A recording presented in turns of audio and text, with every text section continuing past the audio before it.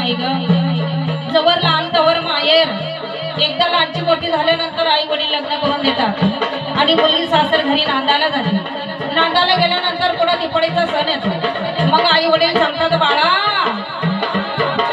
जा तुझ्या बहिणीला मुळाने घेऊन ये, तिला आल्यानंतर तुझी बहीण तुला गोवली. असं म्हणल्यानंतर त्या भावाच्या मनामध्ये मोठा आनंद होतो. भाऊ लाड लाड बहिणीला आणायला जातो.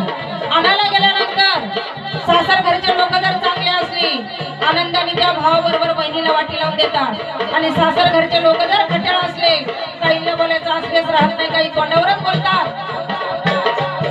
अहो आमच्या घरी कामधंदे पडलेले, एवढे कामधंदे होऊ द्या, नंतर मुलीला घेऊन जा, तोपर्यंत आम्ही मुलीला पाठवत नाही.